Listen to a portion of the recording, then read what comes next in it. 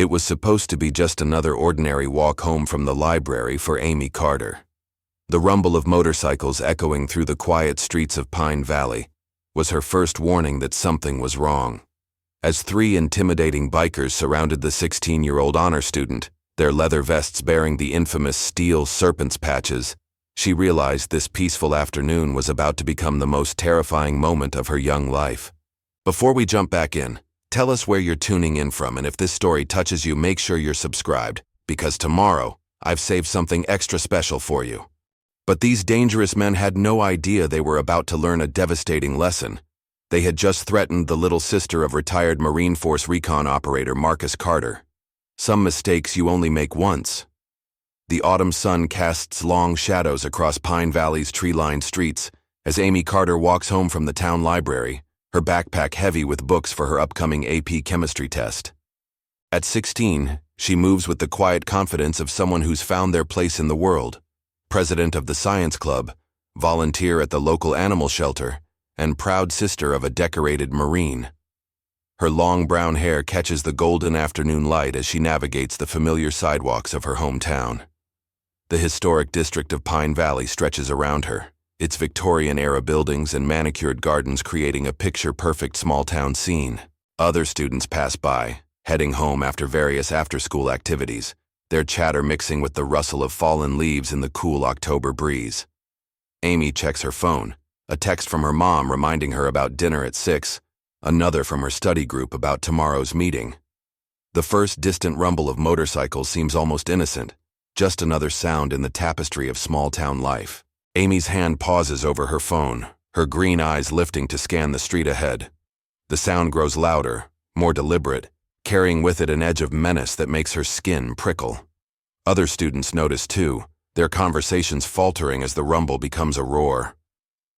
Pine Valley's peaceful afternoon transforms as three motorcycles appear around the corner, their chrome gleaming aggressively in the autumn sun. The riders, clad in black leather vests adorned with coiled serpent patches, slow their bikes deliberately as they spot the scattered groups of students. Amy watches as her classmates quicken their pace, some ducking into nearby shops, others hurrying across the street to avoid the approaching bikers. The steel serpents weren't always a presence in Pine Valley. They'd started appearing about 6 months ago, initially just passing through.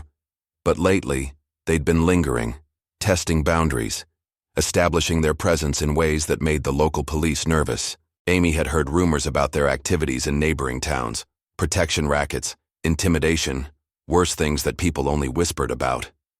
She grips her phone tighter, considering calling her mom, but something stops her. These men feed on fear. She remembers her brother Marcus telling her once, during one of their long talks about his time in the Marines, the way you carry yourself matters more than any weapon. Still, her heart races as the bikers pull to a stop nearby, their engines idling with predatory patience. The lead rider, a man with a salt and pepper beard and cold eyes, surveys the street like a hunter assessing prey. His vest patches identify him as Razor, president of the Steel Serpents local chapter. The other two riders, younger but no less intimidating, flank him with practiced precision. They've done this before, their movements suggesting a routine they've perfected in other small towns. Amy starts walking again, her steps measured and deliberate, remembering more of Marcus's lessons. Don't run. It triggers the pursuit instinct. Don't show fear. It encourages aggression.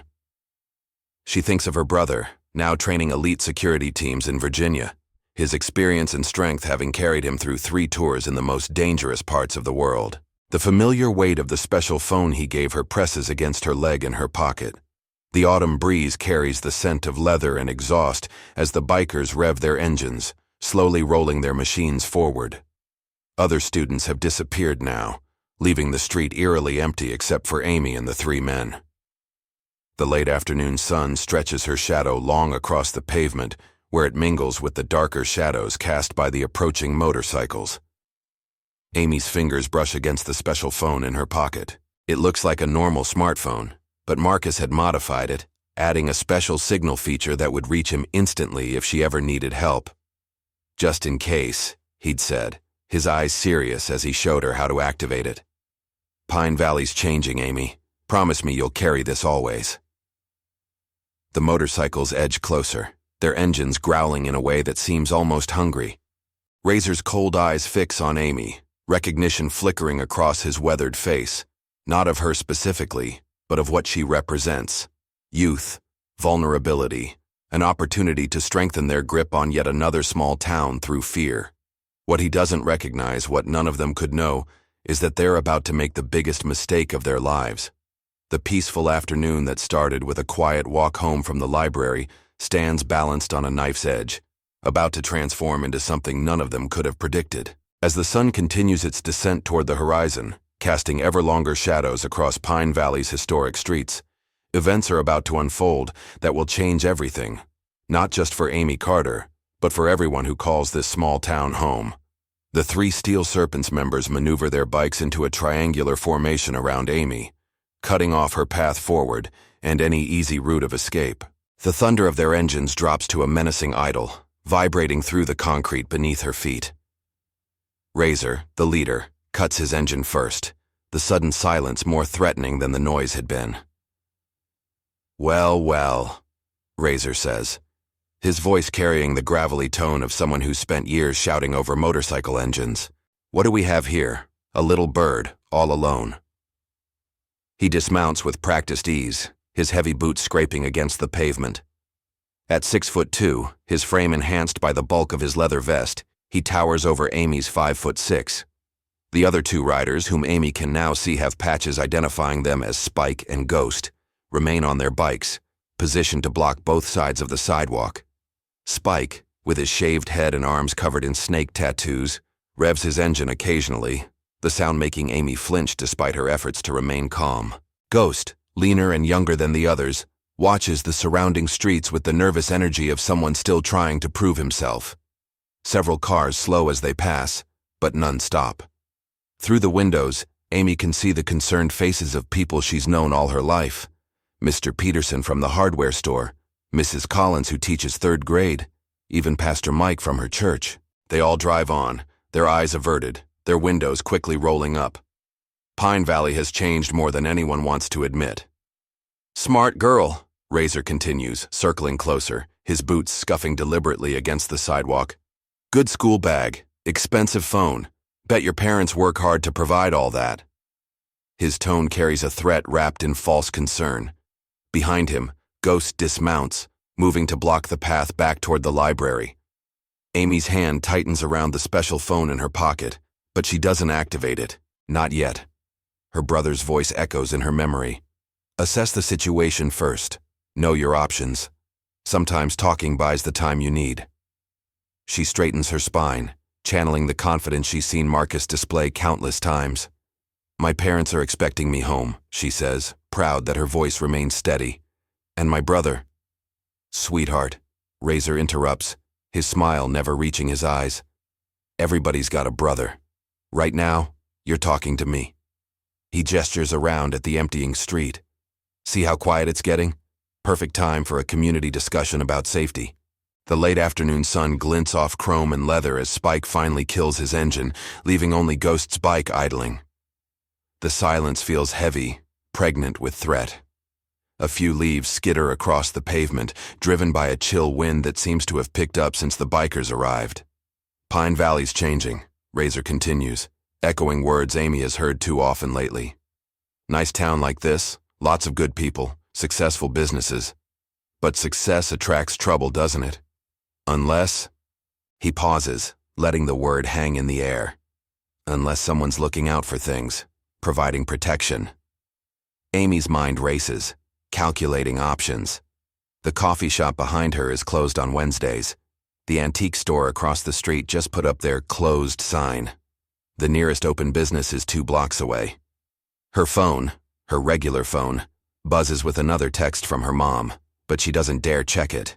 "I don't make those kinds of decisions," Amy says, again keeping her voice level. "I'm just trying to get home." "Everyone makes decisions," Spike speaks up for the first time, his voice surprisingly soft for his intimidating appearance. "Like your parents, they'll be making some important ones soon, about protection fees, about keeping their family safe."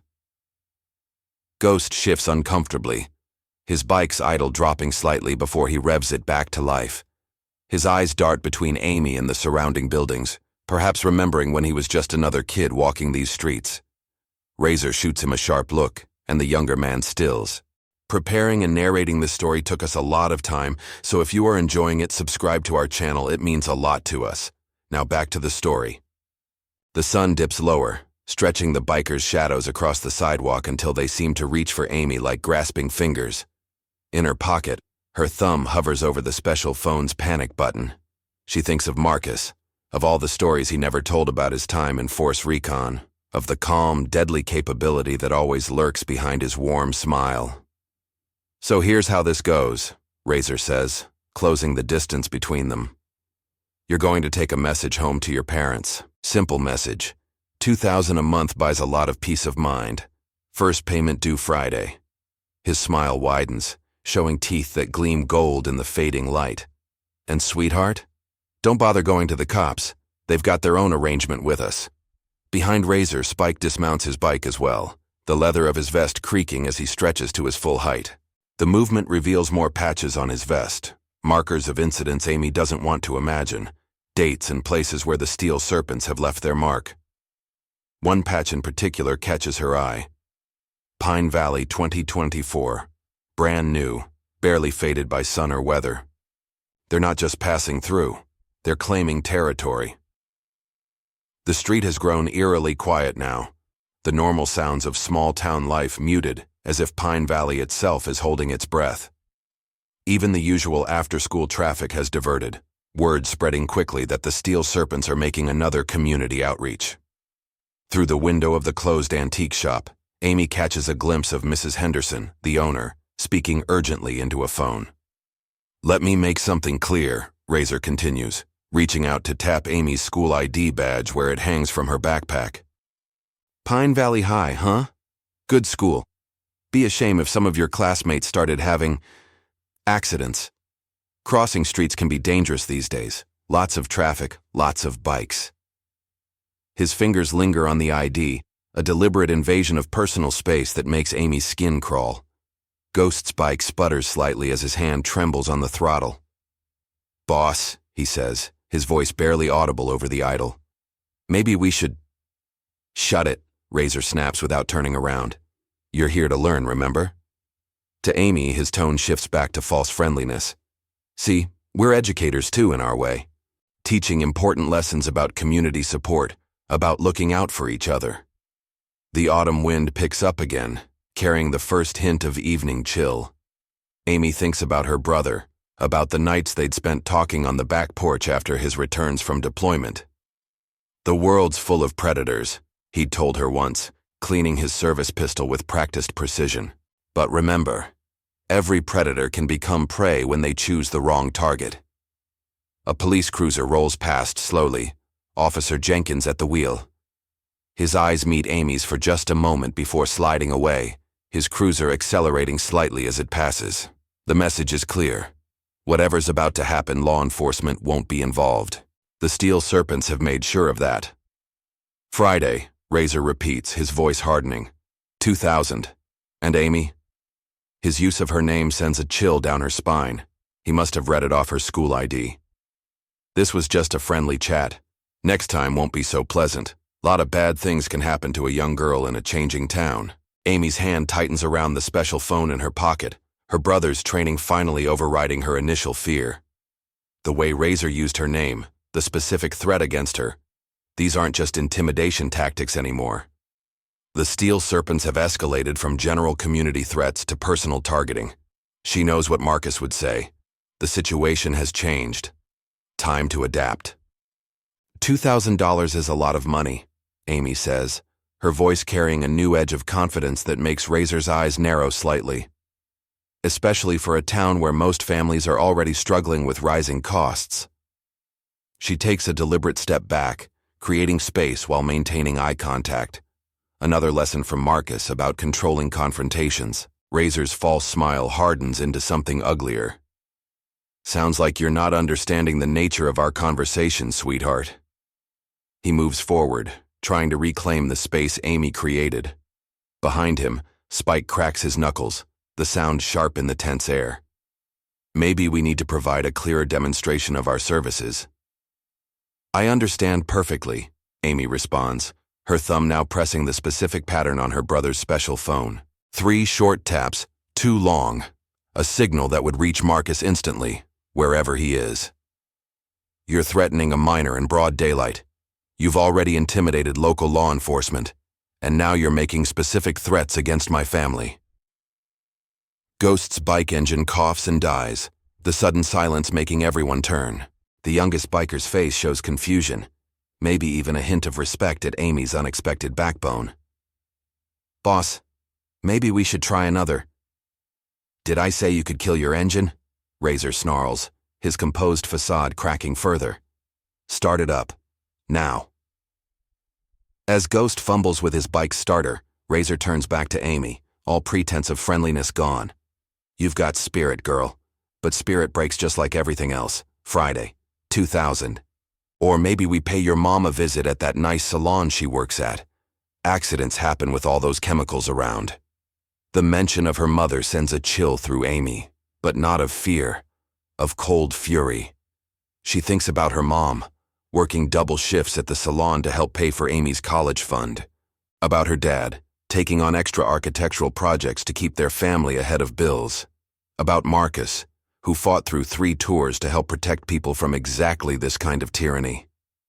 You seem pretty confident, Amy says, her voice steady despite her racing heart. 3 grown men, surrounding a teenage girl.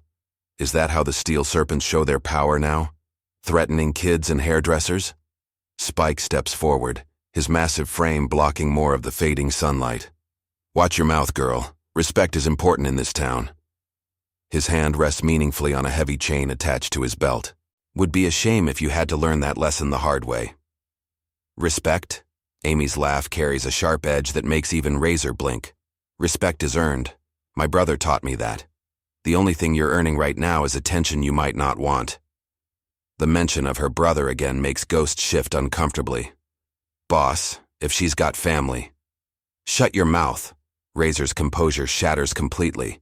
He grabs Amy's backpack strap, jerking her forward. Listen here, you little. The sound of screeching tires cuts through the tension. A black SUV with tinted windows takes the corner at high speed, heading straight toward their group. Razor releases Amy's backpack, stepping back as the vehicle roars closer. For the first time, uncertainty flashes across his weathered face. Friday, he spits. But his voice carries less conviction now. 2000. Or we show you what happens to families that don't appreciate our protection. He backs toward his bike, gesturing for his men to mount up. And sweetheart, better hope that brother of yours is as tough as you think. Because after Friday, you're going to need all the protection you can get. The SUV draws closer, its engine growling with military-grade power. Amy stands her ground, watching as the Steel Serpents scramble onto their bikes. She thinks about the signal she sent, about what Marcus had told her about response times. Some mistakes, she says, just loud enough for Razor to hear. You only make once. The bikers' engines roar to life, but the sound is almost drowned out by the approaching SUV. As they peel away, rubber burning on asphalt, Amy catches one last glimpse of Razor's face. The fear she sees there, just for a moment, confirms what she already knows. Everything in Pine Valley is about to change. Again. The black SUV slows to a stop beside Amy, its tinted window lowering to reveal a face she doesn't recognize. A man in his early 30s with a military-style haircut and alert eyes that scan the street professionally. Miss Carter, I'm Jake Sullivan, friend of your brother's. He sent me ahead while he's inbound. Amy nods, her burst of confrontational courage giving way to delayed adrenaline shakes. Jake steps out of the SUV, his movements precise and controlled. Like her brother, he carries himself with the unmistakable bearing of a Marine, though he's dressed in civilian clothes, a simple black polo shirt and tactical pants. You did good, Jake says, positioning himself to watch both directions of the street, keeping them talking, staying calm, creating space. Marcus taught you well.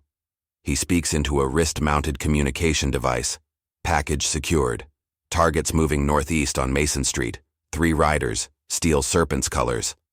The late afternoon sun catches on something under Jake's polo, the subtle bulge of a concealed holster. Amy remembers similar gear on Marcus during his security consulting visits. "Those men," she starts, her voice finally trembling slightly. "They knew about Mom's salon, about our family."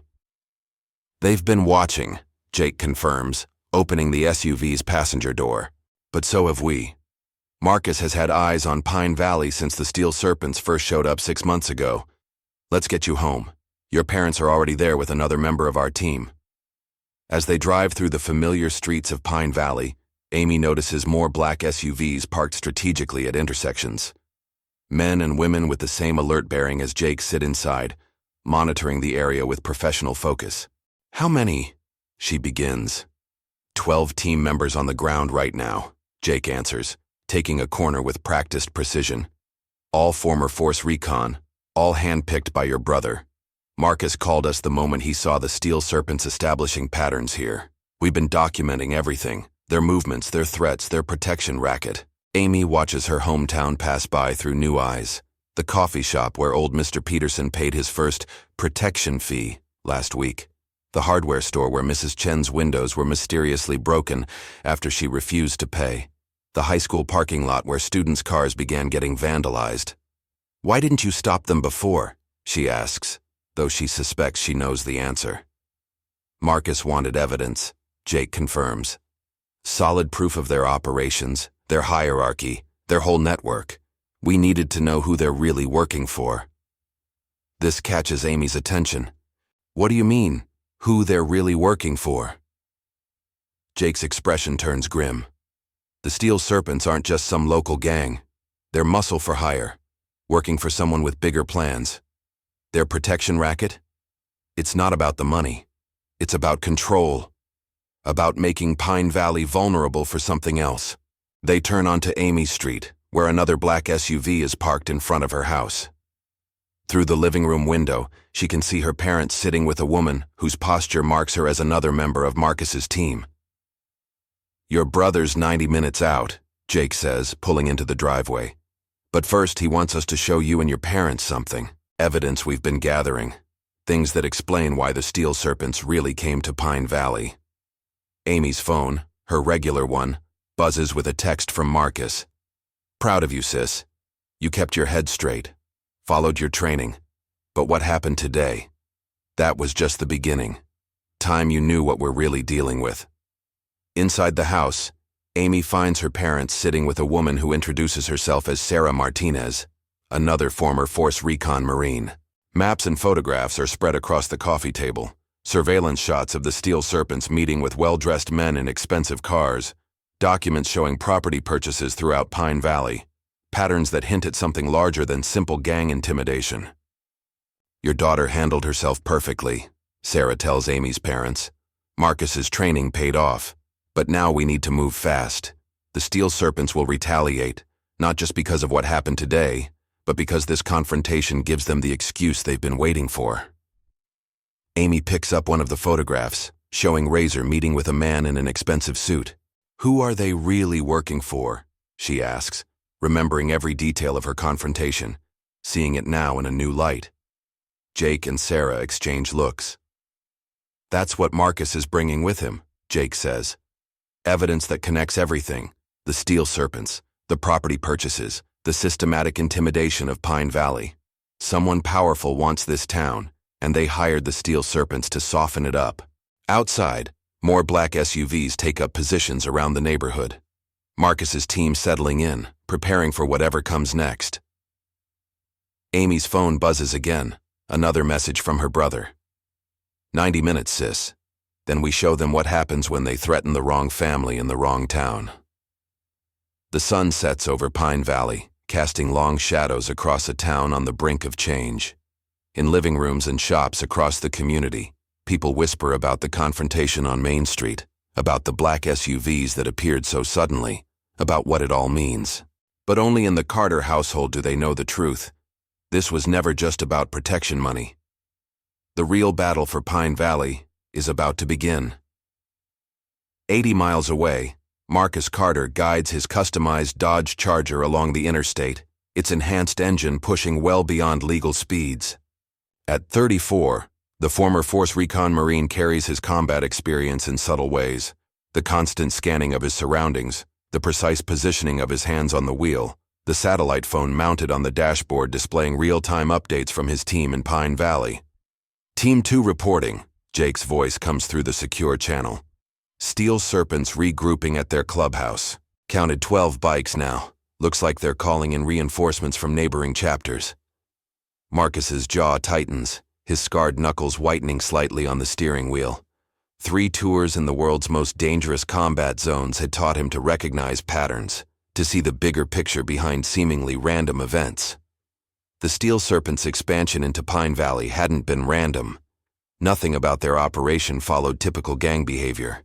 "Sarah," he speaks into the comm system, "pull up everything we have on Razor's meeting last week, the one with our friend in the expensive suit." "Sending now," Sarah responds.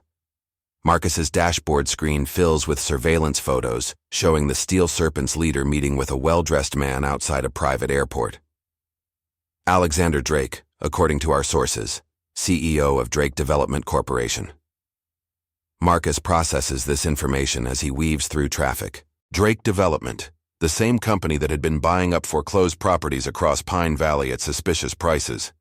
The same corporation that suddenly showed interest in a small town's real estate market right when the Steel Serpents began their intimidation campaign. His phone buzzes with a text from Amy. "They knew things, Marcus, about Mom's salon, about our family. They've been watching us."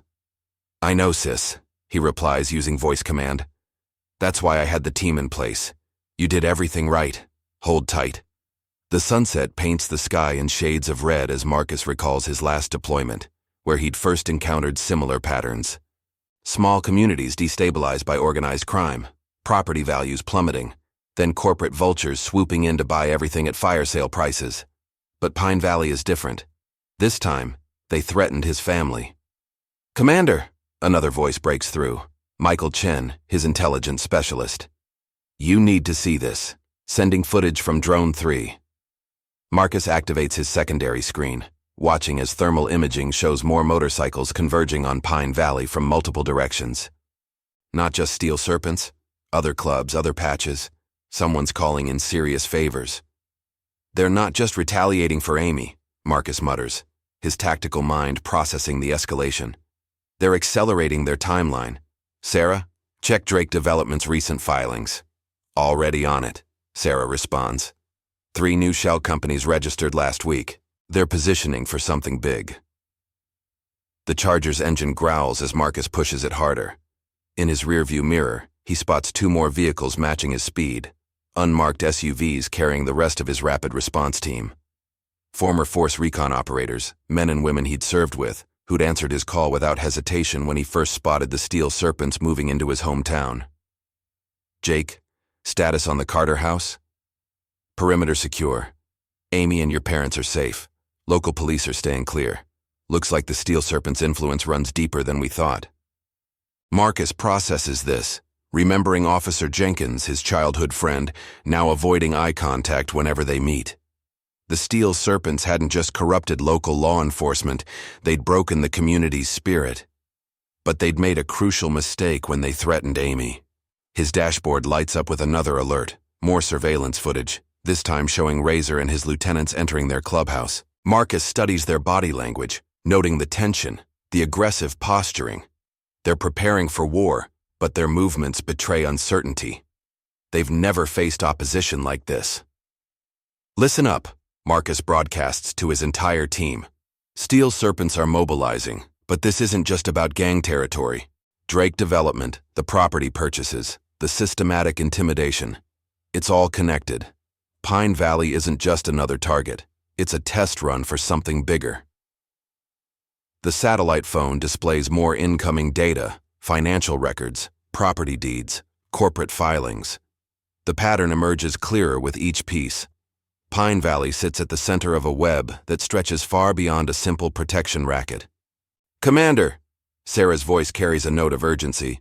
"Drake's private jet just filed a flight plan. He's heading to Pine Valley personally." Marcus's expression hardens. The pieces fall into place. The steel serpent's sudden aggression, the accelerated timeline, Drake's unexpected arrival. They're not just trying to control the town, he realizes. They're sending a message. Pine Valley is their proof of concept. The Charger's engine roars as Marcus pushes it to its limits. Behind him, his team follows in perfect formation.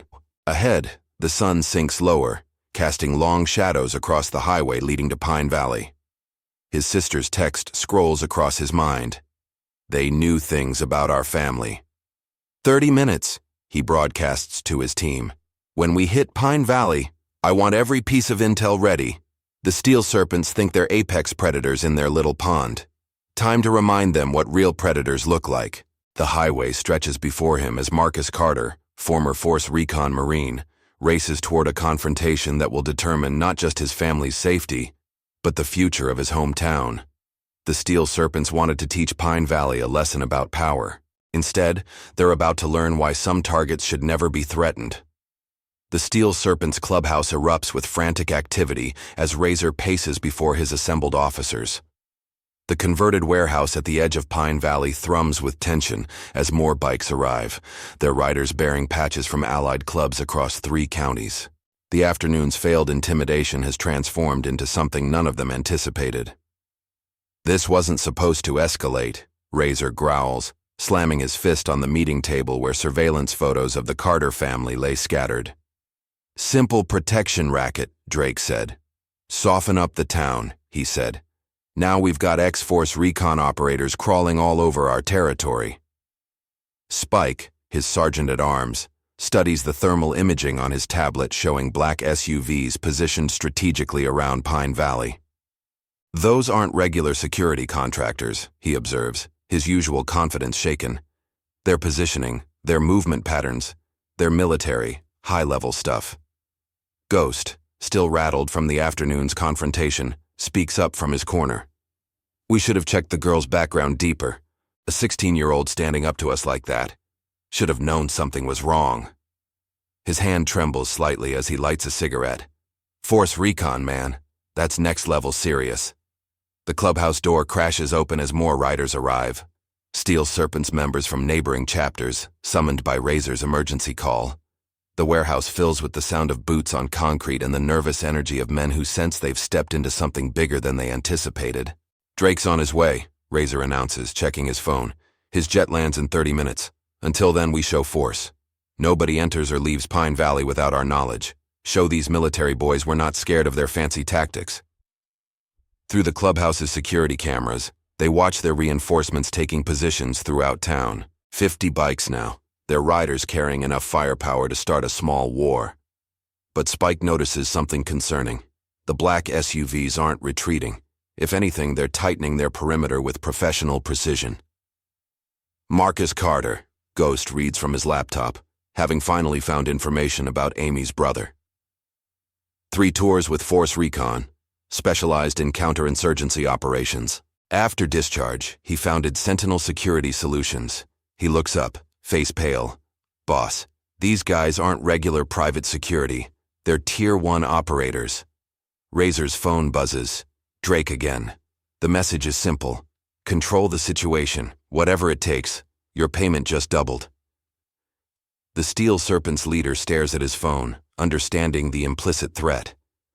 Drake Development hasn't invested millions in Pine Valley property to have their plans disrupted by one protective brother. Listen up, Razor addresses his assembled force. We've got 50 riders, home territory advantage, and local law enforcement in our pocket. These military boys might have training, but we've got numbers and nothing to lose. When Drake lands, a voice cuts through their security radio, approaching Pine Valley airspace. Corporate jet, tail number N727DC. Drake's arrival, ahead of schedule. Razor moves to coordinate their escort team, but something else catches his attention. Their surveillance feeds are going dark, one by one. Boss! Ghost calls out, frantically typing at his laptop. We're being hacked. Someone's cutting off our cameras, our communications. On his screen, system after system fails, their digital security peeling away like layers of an onion. Outside, the rumble of motorcycles mixes with the distant sound of a jet engine. Razor moves to the window, watching his assembled force. Dozens of bikes, their riders armed and ready. But something feels wrong. The black SUVs have disappeared from their last known positions, seemingly vanishing into Pine Valley's growing shadows. They're not retreating, Spike realizes, his combat instincts finally kicking in. They're repositioning, surrounding us. How long until Carter arrives? Razor demands, but Ghost's laptop screen goes completely dark before he can answer. Through their failing communications, they catch fragments of chatter, precise military terminology, coordinates being shared, positions being coordinated. The Steel Serpents might have numbers, but they're starting to realize they're up against something far more dangerous than mere manpower. 15 minutes, Ghost estimates, trying to restore their systems. Maybe less, the way that charger was moving. Then we use the time, Razor decides, his voice carrying forced confidence. Ghost, get our communications back. Spike, coordinate with local chapters. When Drake lands, another system crashes, then another. Through their last functioning camera, they catch a glimpse of something that makes even Razor's blood run cold. Multiple teams of heavily armed operators moving with precise coordination, their movements suggesting years of combat experience. Boss, Ghost says quietly, staring at his dead laptop. I don't think we're the predators anymore. The sun sets over Pine Valley as the Steel Serpents prepare for a confrontation they never trained for. In the growing darkness, Marcus Carter's team moves like shadows, systematically dismantling the gang's surveillance network. The battle for Pine Valley is about to begin, but it won't be the show of force Razor planned. It's about to become a lesson in why some wolves should be very, very careful about the prey they choose. Pine Valley Police Station buzzes with unusual activity as Chief David Wilson stares at the security feed showing multiple motorcycle gangs converging on his town. At 58, the veteran police officer has served Pine Valley for 3 decades, but nothing in his experience has prepared him for this situation. Before him stands Detective Sarah Martinez, her military bearing obvious as she lays out surveillance photos across his desk.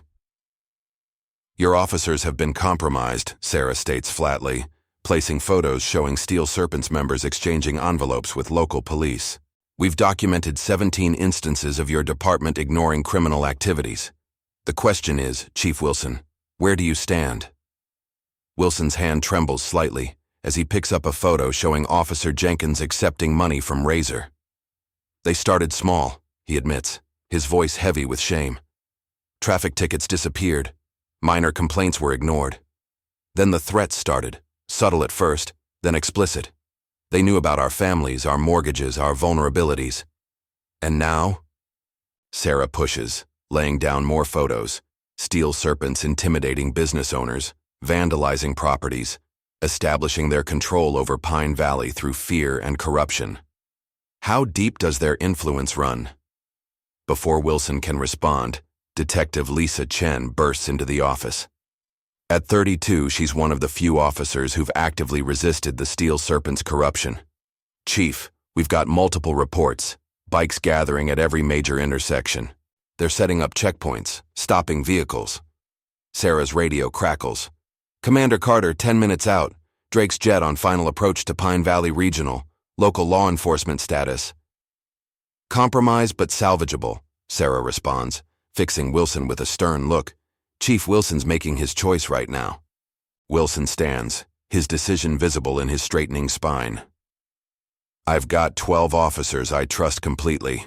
Detective Chen's been documenting everything, building cases against corrupt officers and the Steel Serpents operation. He moves to his office safe, entering a complex combination. We've been gathering evidence, waiting for support. Support's here, Sarah confirms as Wilson pulls out thick files. Marcus Carter's team is about to remind the Steel Serpents why small-town corruption isn't as safe as they thought. But we need your clean officers coordinated with our operation. Detective Chen spreads a town map across Wilson's desk, marking police positions. Jenkins and his corrupted officers are here, maintaining checkpoints for the Steel Serpents. But our clean units are positioned here, here, and here. She points to strategic locations throughout Pine Valley. Drake Development's involvement changes everything, Sarah explains, pulling up corporate documents on her tablet.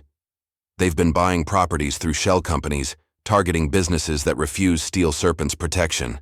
This isn't just gang activity, it's corporate-sponsored terrorism. Wilson's radio comes alive with reports. More bikes arriving, tensions rising in the streets, civilians locking themselves indoors as Pine Valley transforms into a potential warfare zone.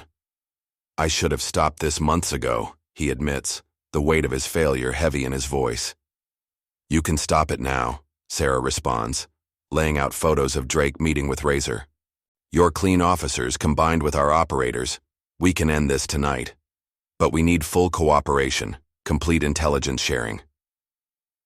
Detective Chen's computer pings with alerts, traffic cameras showing more Steel Serpents positioning themselves throughout town. "They're creating a perimeter," she observes. "Professional setup, military style. Someone's directing them." "Drake," Sarah confirms.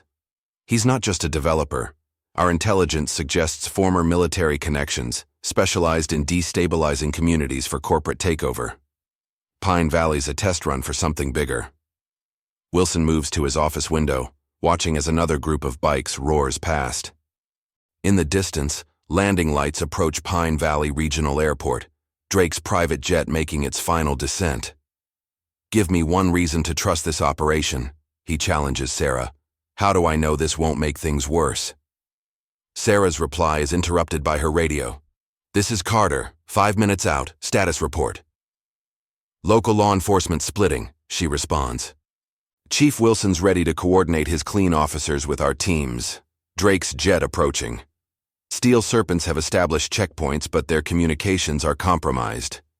Wilson watches another black SUV glide past his station, its military-grade modifications visible even in the growing darkness. "What's the plan?" he asks, finally committed to action. "We're not just removing the Steel Serpents," Sarah explains, marking positions on the map. "We're exposing everything. Drake Development's corruption, compromised officers, the entire operation.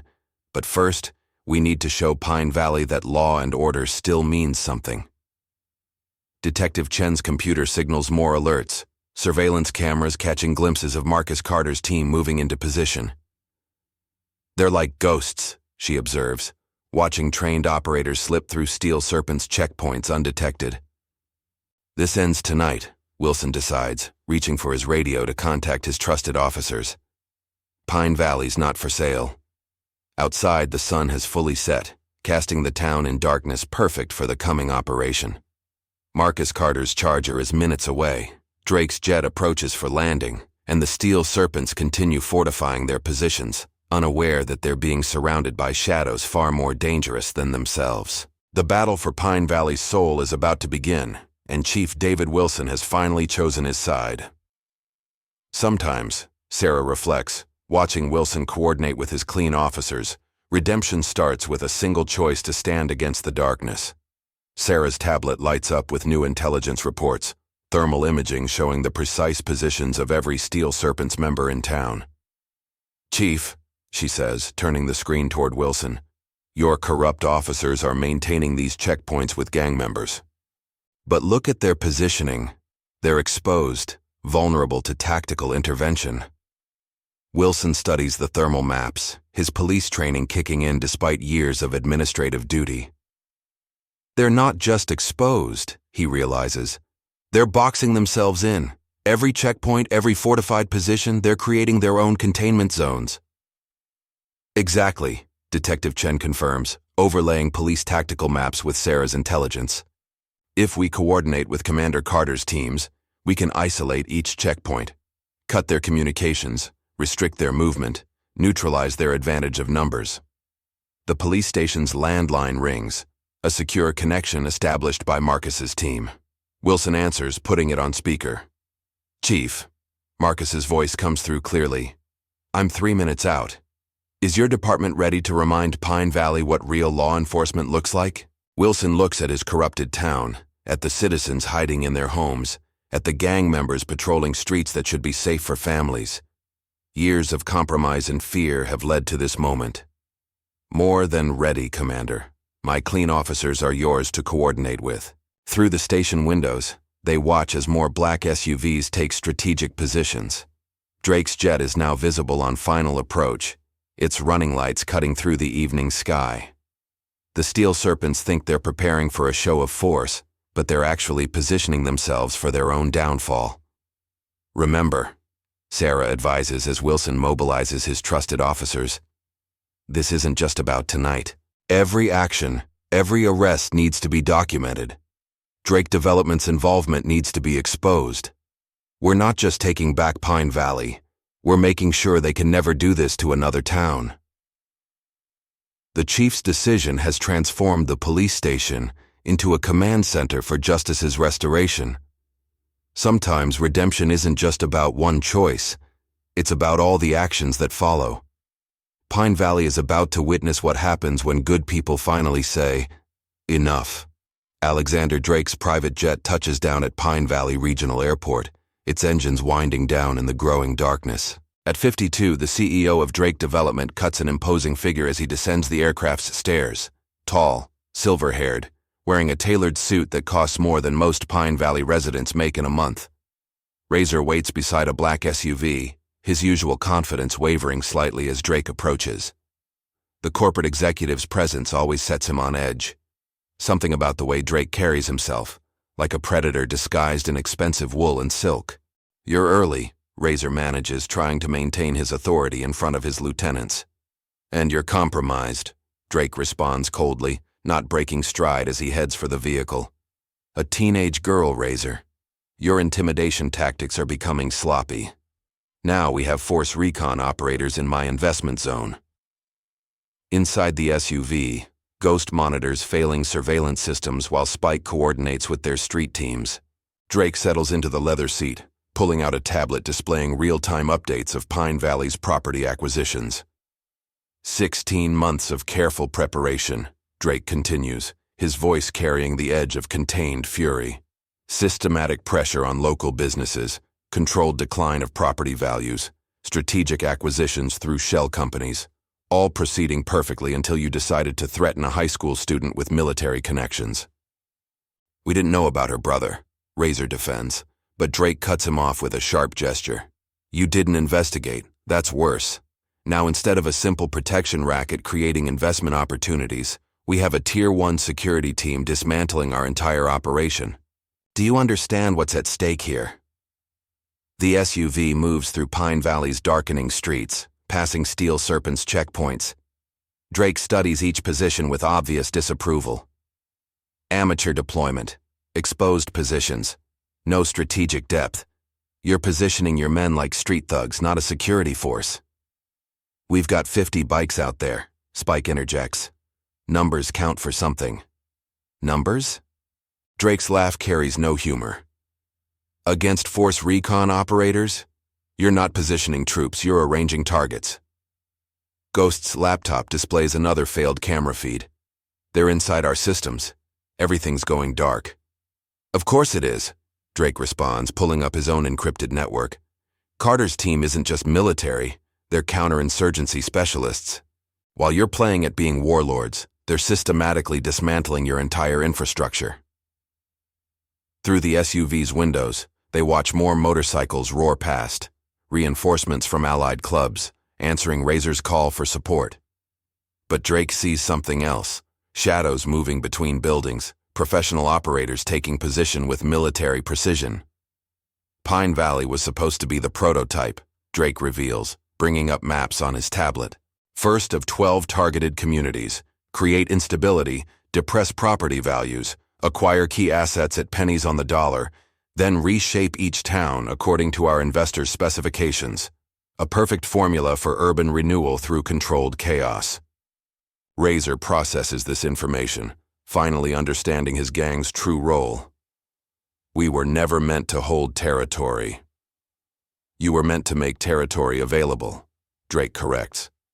The Steel Serpent's reputation for violence, your protection rackets, the systematic intimidation, all designed to make property owners eager to sell, until you got careless. Ghost's laptop displays one last alert before going completely dark. Sir, we've lost everything. Communications, surveillance, digital security, all compromised. Carter's good, Drake admits, studying tactical displays on his encrypted network. His team's not just neutralizing your assets, they're gathering evidence. Every property deal, every corrupted official, every connection to my organization. The SUV approaches the Steel Serpent's clubhouse, now surrounded by bikes and armed riders. Drake surveys the scene with obvious disdain. A militia without training, preparing to face special operators. This isn't going to be a battle. It's going to be a lesson. So what's the play? Razor demands, his leadership slipping away with each passing moment. We've got the numbers, the firepower. You have bodies with guns, Drake interrupts. They have trained operators who've survived actual war zones. But more importantly, they have something you never understood. Purpose. The corporate executive's tablet displays new alerts. More of Marcus Carter's team arriving, taking positions around Pine Valley. Your gang played its role, Drake continues. Created fear, applied pressure, prepared the ground for our actual operation. But now you're a liability. What are you saying? Spike asks, tension evident in his voice. I'm saying Pine Valley was an investment, Drake responds coldly, and sometimes investments need to be written off. The SUV stops outside the clubhouse as Drake makes calls to numbers that aren't supposed to exist. Through his encrypted channels, new players enter the game. Professional mercenaries, corporate security assets, forces that make the Steel Serpents look like the amateur thugs they are. You wanted to play at being predators, Drake tells his increasingly uncertain gang leaders. But you never understood the food chain. There's always something bigger, something more dangerous. Tonight, Pine Valley learns what real power looks like. The night deepens around them as Drake's true forces begin to arrive. The Steel Serpents wanted to be wolves among sheep, never realizing they were just another kind of prey. As Marcus Carter's team closes in, as Drake's mercenaries take position, Pine Valley becomes a battlefield where the only question is, who's hunting whom? Marcus Carter's charger roars into Pine Valley, cutting through backstreets to avoid Steel Serpent's checkpoints. The former Force Recon Marine processes multiple information streams, tactical updates from his team, surveillance data showing enemy positions, and real-time intelligence about Drake's escalating presence in town. Target Alpha has entered the AO, Jake reports through secure comms. Drake's brought in professional assets, counting 3 teams of private military contractors, high-end gear, tactical formations that suggest former special operations training. Marcus guides his vehicle through the darkness, every street bringing back memories of the town he grew up in. Past the high school where Amy excels in science. Past the salon where his mom builds dreams one haircut at a time. Past the community that shaped him long before the Marines taught him about warfare. Sarah, status on law enforcement? Chief Wilson's coordinating with our teams. Clean officers are in position, ready to move on corrupt elements. Detective Chen's evidence package is solid. Corruption, racketeering, corporate conspiracy. Everything we need to take down both the Steel Serpents and Drake development. The Charger slides silently into a predetermined position, headlights dark. Through his tactical scope, Marcus observes the Steel Serpents clubhouse. 50 bikes, their riders armed but disorganized. Behind them, Drake's professional contractors move with practiced precision, setting up defensive positions that transform the clubhouse into a fortress. They're preparing for a frontal assault, Michael Chen notes through comms. Standard defensive perimeter, but their back exposure is weak. They still think this is about force meeting force. Marcus checks his watch, 20 minutes since Drake landed. The corporate executive hasn't wasted time upgrading his defensive assets, but he's making a crucial mistake. He's preparing to defend against a direct attack, not understanding that the real operation began hours ago. Team 2, status on network infiltration? Complete shutdown of their surveillance and communications, comes the response. Every camera, every radio frequency, every digital security measure, we own it all.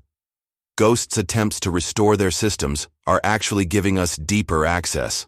Through his scope, Marcus watches Drake emerge from the clubhouse, issuing orders to both Steel Serpent's leadership and his private contractors. The corporate executive's body language shows confidence, but Marcus recognizes the subtle signs of stress, The frequent check of his secure phone, the tight gestures, the way he keeps scanning the shadows. Jake, begin phase 2. Sarah, coordinate with Wilson's clean officers. Michael, activate our sleeper protocols in their network. Time to show them why you don't threaten family in my town. Across Pine Valley, Marcus's team moves like shadows through the darkness. Former Force Recon operators, each selected for this mission because they understand what it means to protect home and family. They slip past Steel Serpent's checkpoints, neutralizing surveillance equipment, gathering evidence, preparing for the moment when everything changes. Sir, Jake's voice carries urgency. Drake's making calls to numbers matching known mercenary networks. He's calling in more assets. Let him, Marcus responds, checking his specialized equipment. Every contractor he brings in is another piece of evidence linking him to organized criminal activity. Michael, you getting all this? Every call, every transaction, every digital footprint, Michael confirms. Drake's burning through his careful corporate camouflage. Fear makes people sloppy. Through his tactical feed, Marcus watches Amy's message to him replay. They knew things about our family. The Steel Serpents thought knowledge meant power. They're about to learn that knowledge in the wrong hands is just another kind of vulnerability. Team 3 reports ready, Sarah updates. Corrupt officers identified and tracked. Chief Wilson's clean units are in position to move on your signal. Detective Chen's evidence package? Uploaded to secure servers and distributed to federal authorities. Whatever happens tonight, Drake can't bury this anymore. Marcus starts his final equipment check. Years of combat experience have taught him that victory often depends not on superior force but on controlling the battlefield's true nature. Drake thinks he's fortifying a position. In reality, he's consolidating his assets exactly where Marcus wants them.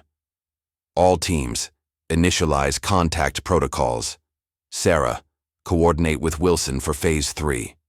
Jake, move your units into final position. Michael, prepare to shut down their entire infrastructure. Time to remind them what happens when you threaten the wrong family. The night deepens around Pine Valley as Marcus Carter prepares to protect everything he loves. Through his scope, he watches Drake's forces strengthen their obvious defenses while remaining blind to the real threat. Sometimes the most dangerous predator isn't the one you see coming. It's the one that's already inside your perimeter. Sir, Jake reports one final time. All teams in position. Rules of engagement? Marcus thinks of Amy standing her ground against men twice her size, of his parents facing down corruption with quiet dignity, of a community living in fear for too long. Precise, professional, and absolute, he responds. Tonight we teach them why some lines should never be crossed. Execute phase 3 on my mark. The Steel Serpents wanted to rule through fear. Drake wanted to conquer through corruption. Neither understood that they weren't just threatening a town. They were threatening a family protected by someone who'd learned warfare in the world's harshest battlefields. As Marcus gives the signal to begin, Pine Valley holds its breath, waiting to see what happens when trained predators become prey. Phase 3 begins with silence. Across Pine Valley, every piece of technology controlled by the Steel Serpents or Drake development suddenly goes dark.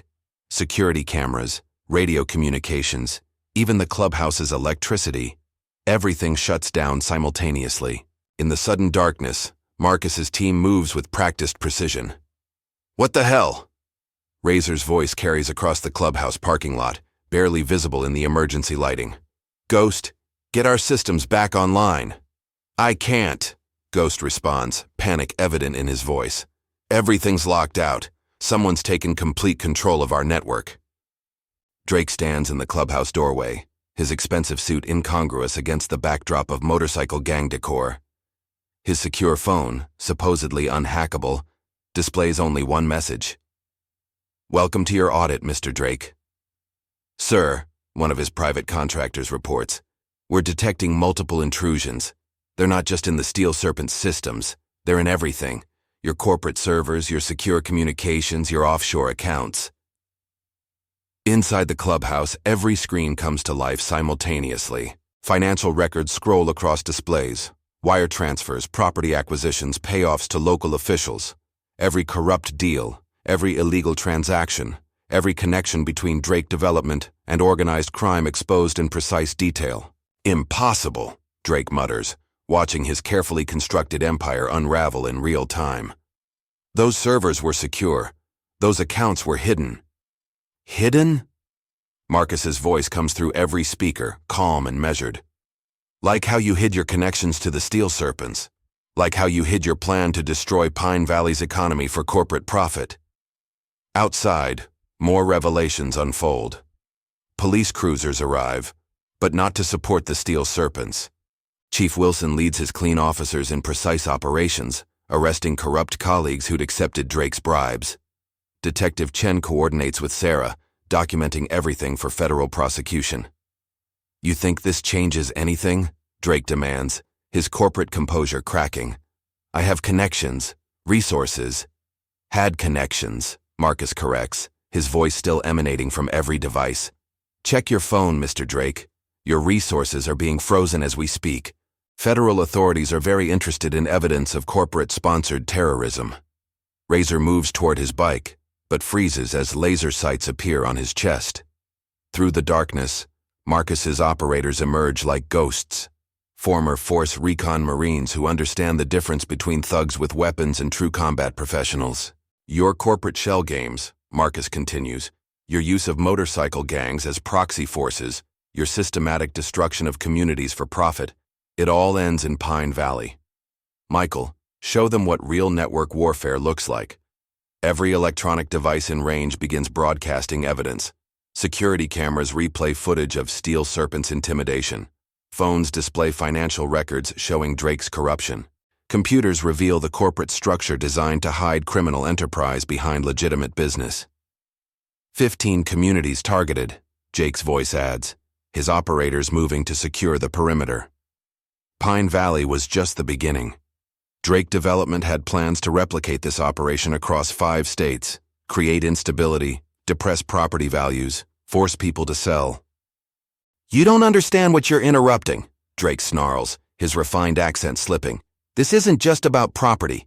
Pine Valley is a prototype, a test case for weaponized gentrification? Sarah cuts in, her team securing evidence even as she speaks. Using criminal gangs to terrorize communities, then swooping in to save them through corporate takeover? Ghost's laptop displays one final stream of data before dying completely, evidence of Drake's broader conspiracy. Bank records, corporate documents, communications with other criminal organizations, the entire operation laid bare, impossible to deny or hide. Sir, one of Drake's contractors warns, federal agencies are mobilizing. FBI, DEA, Securities and Exchange Commission. They're all getting copies of this evidence in real time. Through the growing chaos, Marcus's voice remains calm. You threatened my family, Mr. Drake, used common thugs to intimidate a teenage girl, but that wasn't your real mistake. Your real mistake was thinking you could destroy a community for profit, and nobody would fight back. Police sirens approach from multiple directions, as Chief Wilson coordinates with state and federal authorities. The Steel Serpent's allied clubs, seeing the operation collapse, begin melting away into the darkness. Drake's professional contractors, recognizing a lost cause, start weighing their options. Everything you built, Marcus concludes, every shell company, every hidden account, every corrupt deal, it's all exposed. Pine Valley was supposed to be your prototype for corporate terrorism. Instead, it's going to be a case study in why some communities fight back. The night air fills with the sound of approaching helicopters, not Drake's private transport this time, but federal task force units. In the clubhouse parking lot, Razor watches his empire crumble as his men surrender to professionally trained operators. Drake stands alone, his expensive suit now wrinkled, his corporate authority meaningless against the weight of irrefutable evidence. The Steel Serpents wanted to be predators. Drake wanted to be a corporate conqueror. Neither understood that true strength isn't about intimidation or money. It's about protecting what matters, no matter the cost. As federal agents swarm the scene, as evidence continues to flood every network, Pine Valley witnesses the fall of those who dared threaten its peace. Sometimes the most devastating weapon isn't violence or money. It's the truth, precisely deployed by those who understand real power. Through his tactical scope, Marcus watches as the operation reaches its crescendo. Drake's phone lights up with increasingly desperate calls from his corporate board. Shareholders demanding explanations, partners distancing themselves, legal teams resigning as evidence of corruption mounts. "Sir," Jake reports through secure comms, "we're detecting massive data transfers from Drake's secondary servers. He had backup plans, fail-safes we didn't know about." "Doesn't matter," Marcus responds. "Every backup, every fail-safe, every contingency, they're all compromised. Michael made sure of that." Inside the clubhouse, Ghost stares at his useless equipment, finally understanding the true depth of their defeat. "Boss," he tells Razor, "they weren't just waiting for us to make a move. They were inside our operation from the beginning. Everything we did, every threat we made, was documented, tracked, and added to the evidence package," Sarah confirms, her team securing the building. "Your protection racket didn't just create victims, it created witnesses, and now they're all coming forward." Drake's last attempt at damage control fails as his private security contractors, seeing federal agents approach, begin surrendering their weapons. Professional soldiers know when a battle is lost, and this one ended before it truly began. The night air fills with the sound of justice finally returning to Pine Valley, as those who thought themselves above the law learn that some communities are worth more than any corporate profit margin. Sometimes, Marcus reflects as he watches his plan unfold. The greatest victories aren't won through force of arms, but through the careful application of truth, justice, and the unwavering dedication of those who refuse to let evil triumph in their hometown. Pine Valley awakens to a new reality as dawn approaches. Word spreads rapidly through the community as residents emerge from their homes, watching federal agents lead away Steel Serpent's members and corporate conspirators in handcuffs. The clubhouse, once a symbol of intimidation, now stands surrounded by law enforcement vehicles and evidence collection teams. Sarah Martinez coordinates with local business owners who've gathered at Chen's hardware store, the impromptu meeting place becoming a hub of community resistance. Every threat, every act of vandalism, every attempt at intimidation, she explains, spreading documents across the store's counter. It all connects back to Drake Development's larger plan. Mrs. Chen, the hardware store owner who'd refused to pay protection money despite repeated threats, steps forward. "3 generations, my family's run this store. They thought they could scare us away, make us sell for pennies." She holds up security footage showing Steel Serpents vandalizing her property. But they didn't understand what community means. Outside, more residents gather as the story unfolds. Mr. Peterson from the local diner, who'd been one of the first targeted by the gang's protection racket. Coach Thompson from Pine Valley High, who'd documented suspicious activities around school property. Even Pastor Mike, whose church had become a quiet refuge for families facing gang intimidation. "It wasn't just about protection money," Detective Chen explains, pointing to maps showing Drake's property acquisitions. "They were systematically targeting key properties, critical infrastructure. The Steel Serpents weren't just thugs. They were corporate weapons aimed at the heart of our community. Through the hardware store's windows, they watch as more federal agents arrive. Evidence teams swarm the Steel Serpents clubhouse, documenting years of criminal activity. But more importantly, they're exposing Drake Development's broader conspiracy, the corporate manipulation behind the gang's reign of terror." "My brother saw it coming," Amy tells the gathered crowd, her voice steady despite the early hour. "Not just the gang activity, but the pattern behind it. Drake wasn't just buying property, he was buying control, but he didn't understand what Pine Valley really is." Chief Wilson, standing with his clean officers, nods in agreement. "Community isn't just buildings and businesses," he adds. "It's people, relationships, history, things you can't buy or intimidate away." Sarah's tablet displays real-time updates as Marcus's team continues securing the town. Steel Serpents members who hadn't been arrested are fleeing, their attempted show of force crumbling in the face of professional opposition. Drake's private contractors, seeing their employer in custody, surrendered to federal authorities without resistance. "Look at this," Mrs. Chen says, pulling up security footage on her store's computer. The screens show Pine Valley residents helping each other during the gang's occupation, sharing resources, warning of threats, standing together despite intimidation. They thought fear would divide us. Instead, it made us stronger. Through their secured communications, Marcus's voice reaches the gathering. Drake's corporate empire is falling, every shell company, every hidden account exposed. But the real victory isn't just taking down criminals, it's showing what happens when a community refuses to be broken. Outside, more residents arrive at Chen's Hardware, bringing evidence of their own. Mr. Patterson, the local bank manager, carries records of suspicious property transactions.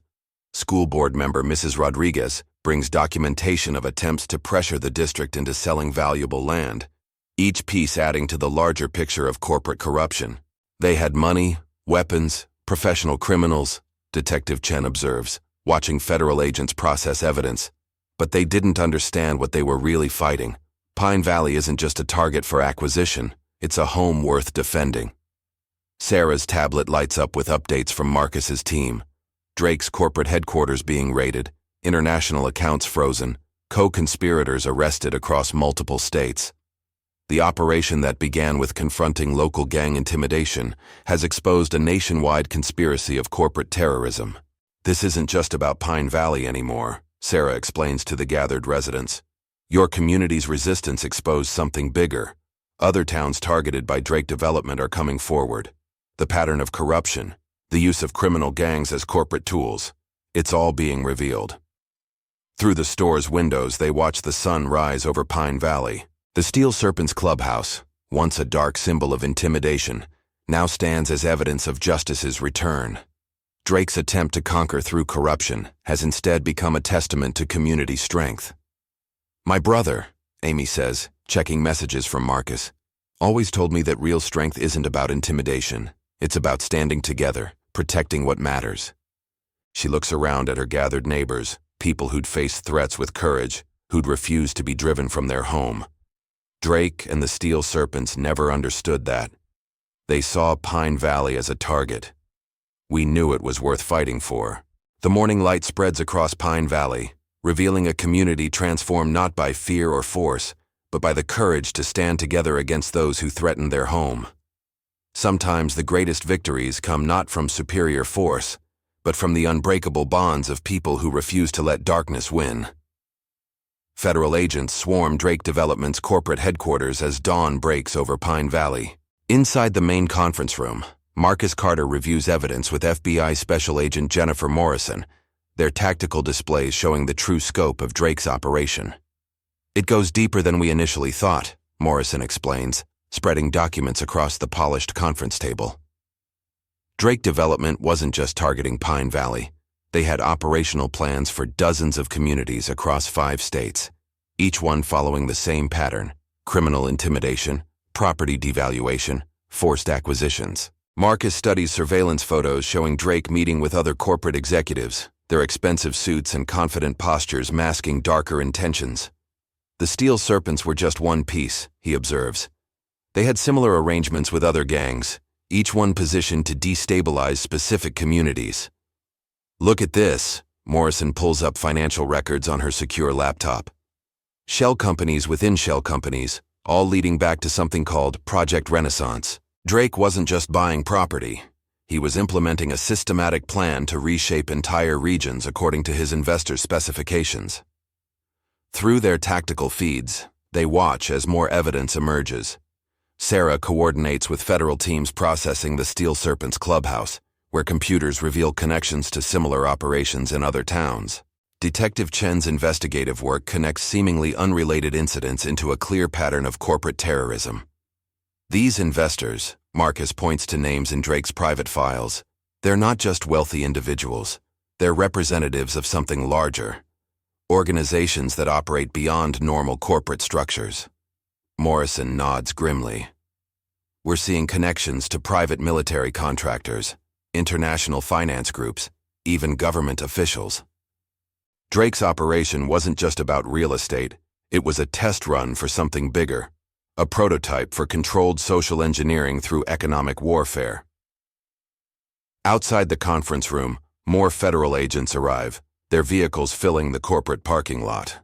Teams of forensic accountants pour through Drake's records, uncovering layers of conspiracy that stretch far beyond Pine Valley's borders. "Sir," Jake's voice comes through secure comms. "We're finding similar patterns in other communities, places where mysterious gang activity preceded corporate buyouts, towns where local resistance was met with escalating violence." Marcus reviews thermal imaging showing federal operations across multiple states. Other communities targeted by Drake's conspiracy are being secured, evidence collected, connections documented. What started as protecting his family has exposed a network of corruption that threatens the very fabric of small-town America. The Steel Serpents, Sarah reports from the clubhouse, they were being groomed. Drake wasn't just using them for muscle, he was training them to become corporate enforcement units, professional intimidators disguised as common criminals. Through his tactical display, Marcus watches as more of Drake's associates are brought into custody. Executives in expensive suits, private security contractors, corrupted officials, all part of a machine designed to transform communities through systematic destruction and reconstruction. Project Renaissance, Morrison reads from secured files, was meant to be their blueprint. Create instability through criminal proxies, depress property values through coordinated harassment, then swoop in with corporate solutions. But it wasn't just about profit. Look at these architectural plans. The designs reveal Drake's true vision. Communities transformed not just economically but socially. Public spaces replaced by private security zones.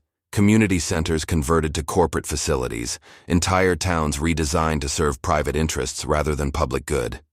They saw Pine Valley as an experiment, Marcus realizes, studying population data and social metrics. A test case for how much pressure a community could take before breaking, how efficiently they could transform independent towns into corporate dependencies. More evidence flows through their secure networks.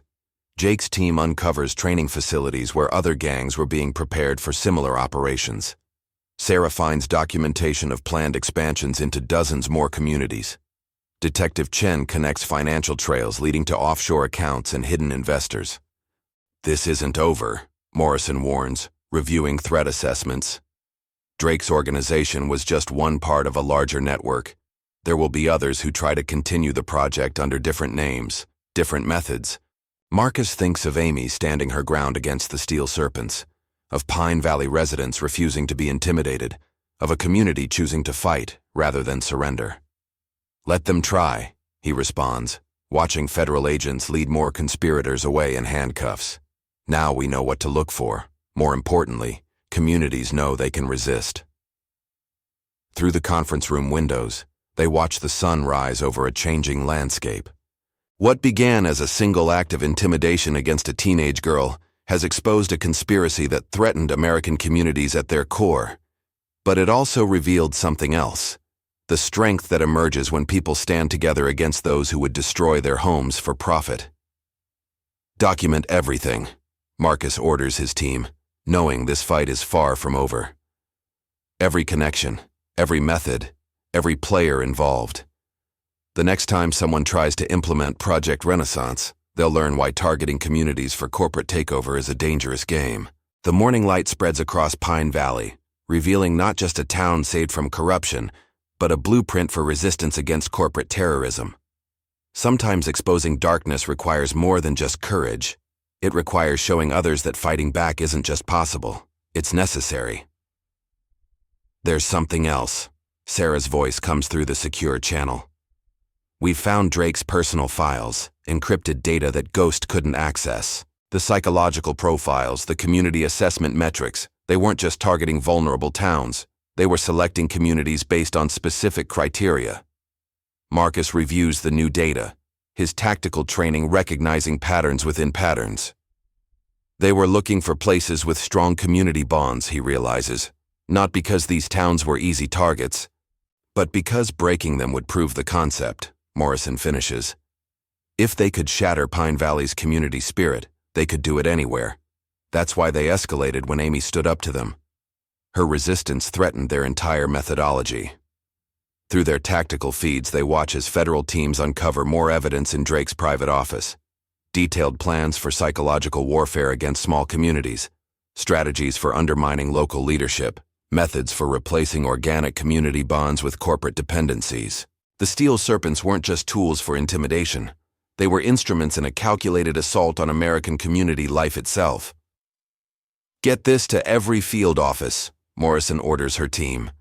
"Every small town in the country needs to know what to watch for. Project Renaissance might be exposed, but someone's already planning its replacement." Marcus nods, watching Pine Valley wake up to its first morning of true freedom in months. Sometimes victory isn't just about defeating the enemy. It's about ensuring they can never threaten anyone else again.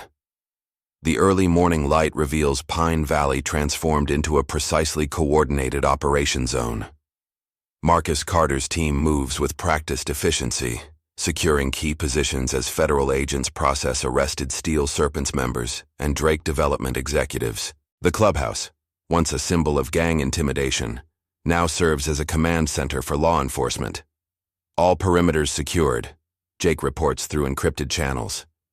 Drake's private contractors are in custody, Steel Serpent's leadership contained. Ghost's attempts to delete digital evidence were blocked. We've got everything. Sarah coordinates with FBI evidence teams, directing them to key locations throughout town. Financial records from the bank show the full scope of their operation, she updates. Mr. Patterson's been secretly documenting suspicious transactions for months. Every property deal, every forced sale, every instance of corporate corruption. Through his tactical display, Marcus watches as his plan unfolds across multiple sectors. Former Force Recon operators secure evidence while federal agents process arrests. Chief Wilson's clean officers maintain order as corrupted colleagues face justice. The precision of the operation reflects years of combat experience applied to protecting home. Drake's corporate headquarters is yielding more evidence, Detective Chen reports from her position. Hidden files, encrypted communications, detailed plans for other communities. They weren't just targeting Pine Valley, they were using it as a template. Inside the command center, Marcus reviews real-time updates from multiple teams. Thermal imaging shows the last pockets of resistance being contained. Surveillance feeds display federal agents securing Drake's private offices. Network monitoring confirms total control of all digital infrastructure. "Sir," Michael's voice comes through secure comms. "We've cracked their secondary encryption. Project Renaissance wasn't just about property acquisition. Look at these architectural plans, these social engineering protocols. They were planning to completely reshape community structures." The tactical displays show Pine Valley divided into sectors, each one representing a different phase of Drake's operation. Red zones where the Steel Serpents focused their intimidation. Blue zones marked for corporate acquisition. Yellow zones designated for social restructuring, Drake's euphemism for destroying community bonds. "Jake, status on the evidence packages?" "Being distributed to federal prosecutors now. Detective Chen's documentation provides the framework. Sarah's team has connected every criminal act to Drake's corporate structure. Local witnesses are coming forward, providing testimony about gang intimidation and corporate pressure." Through the command center windows, Marcus watches more federal vehicles arrive. Evidence teams process the scene with methodical precision. Arrested gang members and corporate conspirators face the consequences of threatening the wrong community. Team 3 reports Drake's backup servers secured, Sarah updates. His failsafe protocols have been neutralized. Every attempt to hide or destroy evidence has been blocked. Ghost's digital skills were good, but our countermeasures were better. Marcus studies the tactical map showing Pine Valley's transformation. Areas once marked for corporate takeover now secure under federal protection. Properties targeted for forced sale now documented as evidence of conspiracy. The Steel Serpent's attempt to control through fear has become proof of corporate terrorism. Morrison's team is coordinating with other federal agencies, Jake reports. SEC, FBI, DEA, they're all finding connections to similar operations in other communities. Drake's prototype is becoming a case study in corporate criminal enterprise. Outside, more residents emerge to witness their town's liberation. Mr. Peterson watches federal agents process evidence from his vandalized diner. Mrs. Chen documents damage to her hardware store for insurance claims. Coach Thompson provides statements about suspicious activities around school property. "Sir," Michael cuts in, "we're detecting attempts to access Drake's offshore accounts. Someone's trying to contain the damage, hide the money trail." Too late, Marcus responds. Every account, every transaction, every financial connection, it's all part of the evidence package. Their entire operation is exposed. Sarah coordinates with federal forensic teams processing the clubhouse. Steel Serpent's communications reveal links to other criminal organizations, each one connected to corporate interests, each one used to destabilize communities for profit. Through secure channels, Marcus monitors the operation's final phases. His team's precision, honed in combat zones worldwide, now protects hometown streets. The skills learned in warfare deployed to preserve peace. Drake's private contractors are cooperating, Jake updates. Professional soldiers know when a battle's lost. They're providing details about similar operations in other regions, confirming the broader conspiracy. Marcus watches Pine Valley emerge from months of fear, his tactical displays showing a community transitioning from battleground to restored hometown. Sometimes victory requires more than combat skills. It needs understanding of what's truly worth protecting. All teams maintain position, he orders. Document everything. Process all evidence according to federal guidelines. We're not just stopping a criminal enterprise. We're creating a blueprint for other communities to resist corporate terrorism. The morning sun rises higher over Pine Valley as Marcus Carter's operation transforms from active combat to secured victory. His team's military precision, combined with community courage, has turned a story of intimidation into an example of successful resistance against corporate corruption. Through his command screens, Marcus watches his hometown reclaim its peace. Sometimes the most effective operations aren't about destruction. They're about protecting what matters, preserving what's worth fighting for. Pine Valley stands as testament to that truth, its streets now secure under the protection of those who understand the true meaning of service. Drake sits in a makeshift interrogation room within the secured clubhouse, his expensive suit now wrinkled, his corporate composure cracking. Through the one-way glass, Marcus watches as FBI Special Agent Morrison presents the evidence: financial records, encrypted communications, detailed plans for Project Renaissance. Your corporate empire is falling, Mr. Drake, Morrison states, spreading photographs across the table. Every shell company exposed, every hidden account frozen, every criminal connection documented. But that's not why I'm here. Tell me about the other investors. Drake's perfectly manicured fingers drum against the metal table, his arrogance warring with growing desperation. You have no idea what you're interrupting, he says finally. Pine Valley was just the prototype, the real operation, the bigger plan. Outside the interrogation room, Marcus receives urgent updates through his tactical comm. Sir, Jake reports, we're detecting multiple unauthorized access attempts on secured networks. Someone's trying to erase Drake's connections to higher-level players. They're getting nervous, Sarah observes, monitoring communications from her position. Drake's investors, his real backers, they're realizing their prototype operation is compromised. We're seeing unusual activity across multiple corporate networks. Through surveillance feeds, Marcus watches Pine Valley's streets. Federal agents process evidence while his team maintains security. But something feels wrong. A tension in the air that his combat experience recognizes as prelude to escalation. Multiple vehicles approaching town limits, Michael alerts through secure channels. High-end SUVs, professional drivers, tactical formations, these aren't local players.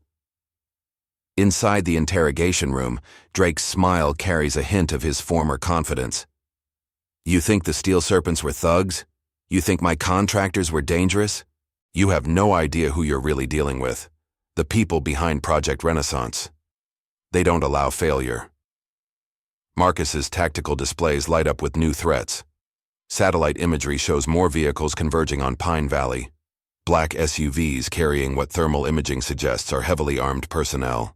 Professional operators, moving with military precision. Sarah, coordinate with Morrison. Get Drake secure in federal custody. Jake, full defensive positions. Michael, lock down all digital infrastructure. They're not here to rescue Drake. They're here to erase evidence. Through command channels, reports flood in. Chief Wilson's clean officers spot unmarked helicopters approaching from the east. Detective Chen's surveillance catches glimpses of tactical teams moving into position around town perimeters. The real players behind Project Renaissance are making their move. Sir, Jake's voice carries urgent warning. These aren't standard corporate security. Movement patterns suggest special operations background, multiple teams, advanced equipment, coordinated approach vectors. Drake's words echo through Morrison's interrogation feed. Project Renaissance isn't just about property acquisition. It's about reshaping America, one community at a time. Pine Valley was meant to prove it could work. Now it becomes an example of what happens to towns that resist. Marcus studies tactical displays showing the approaching threat. At least 40 operators divided into strike teams, all carrying military-grade weapons and equipment. Their movement patterns suggest extensive training, probably former special forces from various nations. All teams, defensive positions, he orders. Sarah, coordinate with federal agents. Jake, deploy counter-sniper units. Michael, prepare digital countermeasures. They want to erase evidence? Show them why you don't threaten a Marine's hometown. Through surveillance feeds, Marcus watches Pine Valley's transformation. Streets empty as residents secure themselves indoors. Federal agents and local police establish defensive positions. His own team, former Force Recon operators, prepare to protect the community they've just liberated. Multiple breach attempts detected, Michael reports. They're trying to access our secure networks, erase Drake's connections to their operation. But our encryption is holding. Everything we've uncovered stays exposed. Drake's laughter carries through the interrogation room's audio feed. You think you've won. This was never about one town, one corporation. Project Renaissance has backers in positions you can't imagine. Pine Valley becomes a statement, either through successful transformation or total destruction. Outside, the morning sun reflects off approaching vehicle convoys. Professional operators deploy with practiced efficiency, establishing firing positions around town perimeters. The real force behind Project Renaissance reveals itself. Not corporate thugs or local gangs, but trained killers with unlimited resources. Sir, Sarah's voice carries tactical assessment. We're outnumbered. These operators, they're elite. Former special forces, private military contractors, professional assassins. Marcus watches his tactical displays, remembering every combat lesson learned through 3 tours with Force Recon. Numbers don't win battles, he responds, and they've made one crucial mistake. They're threatening our home. Pine Valley holds its breath as 2 forces prepare to clash. On one side, corporate-funded killers with orders to erase evidence and make an example. On the other, Marine Force Recon operators fighting to protect their community. The real battle for Pine Valley is about to begin, and Marcus Carter intends to teach Project Renaissance's backers why threatening a Marine's hometown is the last mistake they'll ever make. Multiple sniper positions identified, Jake updates through tactical comms. They're setting up overlapping fields of fire. Professional setup. These guys have serious combat experience. Morrison exits the interrogation room, her face grim.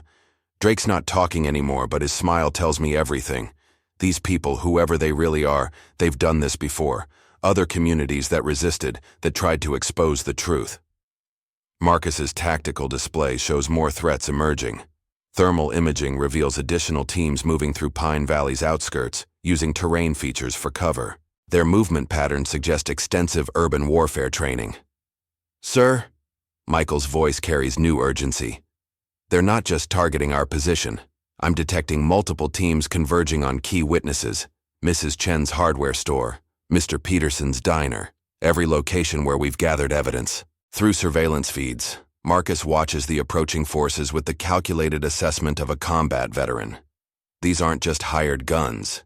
They're elite operators chosen specifically to handle situations like this.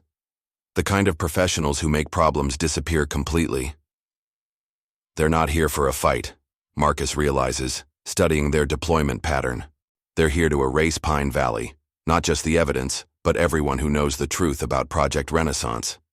Jake, initiate Protocol Echo. Sarah, get our civilian witnesses to secure locations. This ends now.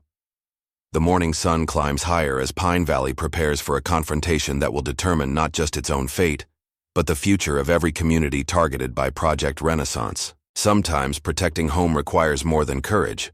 It requires showing the enemy why some lines should never be crossed. Protocol Echo activates across Pine Valley like a silent storm. Marcus's team, positioned strategically throughout town, engages with precision born from years of combat experience. The corporate strike teams, despite their professional training, suddenly find themselves fighting an enemy they can't easily target. Multiple tangos approaching from the east, Jake reports through secure comms. They're good, using standard special forces infiltration techniques, but they don't know our home ground advantage. Sarah coordinates with federal agents, moving key witnesses and evidence through pre-planned evacuation routes. Drake's players made one critical mistake, she observes. They thought they were attacking a small town. They didn't realize they were walking into a Force Recon operator's prepared defense zone. The first engagement occurs near Chen's hardware store. A corporate strike team, moving to eliminate evidence and witnesses, encounters precisely placed resistance. Marcus watches through tactical feeds as Jake's unit executes a perfect counter-ambush. Non-lethal takedowns, each one documented for federal prosecution. 4 tangos neutralized, Jake confirms. Professional operators, likely former British SAS based on their tactics. They're carrying specialized equipment designed for clean operations. These guys were sent to make people disappear. Through surveillance feeds, Marcus monitors multiple engagements across town. His teams, enhanced by intimate knowledge of Pine Valley's layout, systematically dismantle the corporate forces' careful planning. Each attempted breach meets prepared defense. Each assault team finds itself outmaneuvered. "Sir," Michael reports, "they're attempting to access our secure networks again, trying to erase evidence remotely while their ground teams create distractions. But our countermeasures are holding. Everything stays documented." Inside the secured clubhouse, Drake watches through his holding cell window as his elite forces encounter unexpected resistance. His smug confidence fades with each report of another team neutralized, another assault repelled. "You don't understand what you're dealing with," he tells Morrison. "These men, their resources, their reach." "No," Morrison interrupts. "You don't understand. You brought corporate thugs to a Marine's hometown. That's not an assault force out there. It's a lesson in why some lines shouldn't be crossed." Marcus coordinates multiple defensive operations simultaneously. Sarah's team protects civilian witnesses while securing evidence. Jake's units engage hostile forces with precise, documented force. Michael's cyber warfare keeps their intelligence network intact despite sophisticated attack attempts. Multiple vehicles retreating, Sarah reports. Their professional operators are standing down. They recognize a lost cause.